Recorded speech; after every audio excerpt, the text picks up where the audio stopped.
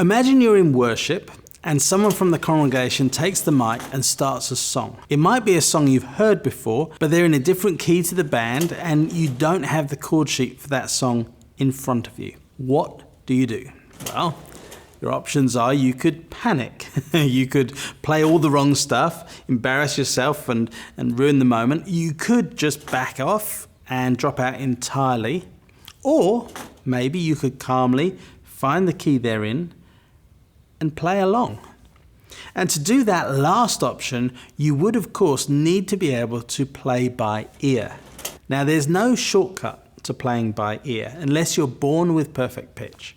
To be able to hear the intervals between two chords, you need to have heard those intervals before, probably over and over, until you become familiar with the sound of the interval and have learned to identify that sound of that interval with a particular name of an interval. And the best way to do this is to listen to music with your instrument and try and play along. Intervals are just what we call the distance between two notes and the chords based around those notes. Back in the 80s and 90s when I was starting to play church music, we didn't have the internet and I didn't even have a home computer. I couldn't just download chord sheets. So unless the song I wanted was in a songbook I owned, I needed to listen to the song and work out the chords. And I'd do that. I'd work out the chords and then I'd type out lyrics or handwrite lyrics and write out chords on top of them.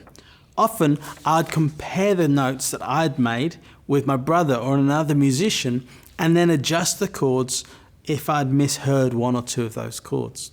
Now that's a great exercise to do because I learned to hear the music and work out what it was. I would encourage you to do this, even if you don't need to do it because we've now got the internet.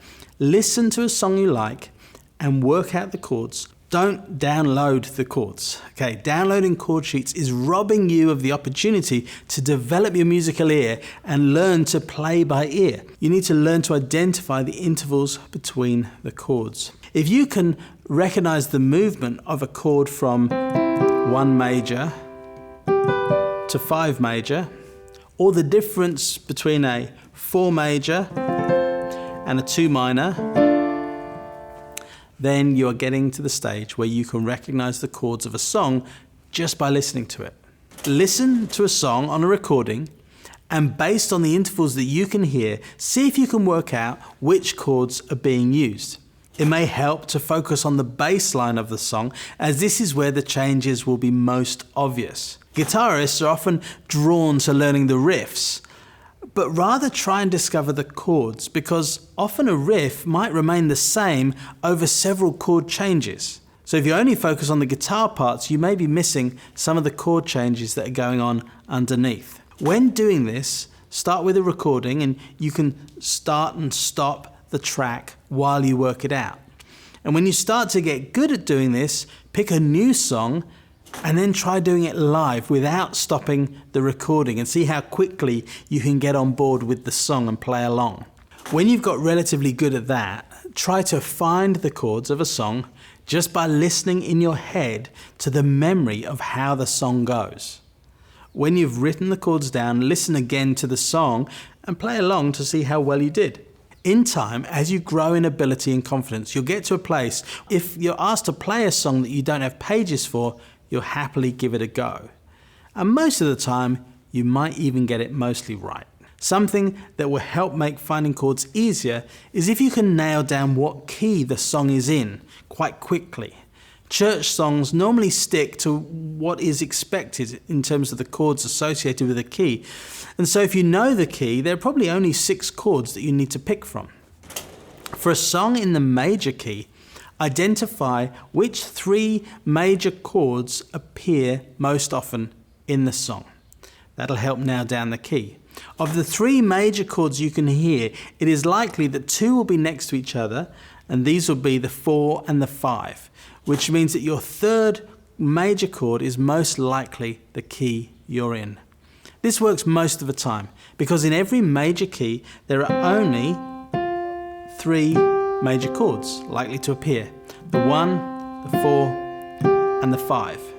Now, some composers might throw in a curveball, a major chord or a minor chord that doesn't exist within the scale, but that's unlikely to appear as often as the normal 3 major chords. Plus, a surprise chord will sound surprising. Your ear should be able to hear that the chord is unexpected, and so you can immediately anticipate that chord is going to be breaking the normal rules. Now, to find the key for a song in a minor key, there are 4 possible major chords, 1 more than in a major key.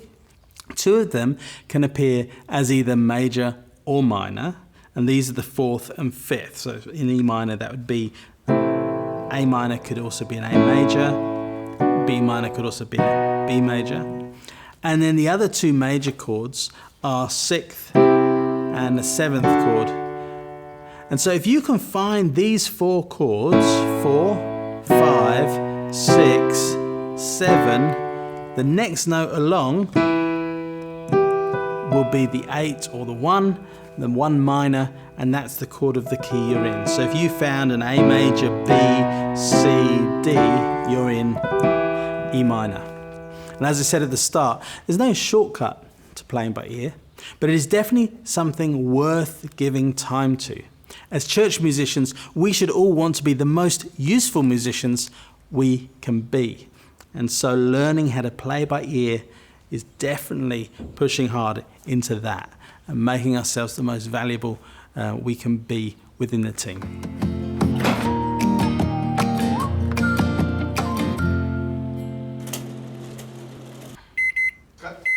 You listen to a song on a record, and then you base on the intervals you hear. Let me start that again, because I said record, and that's not... Yeah, there is a hesitation in your voice. Yeah. This is old guy. Yes. Yeah, oh no, it says recording, and I stopped at record, and then when did I last listen to a record?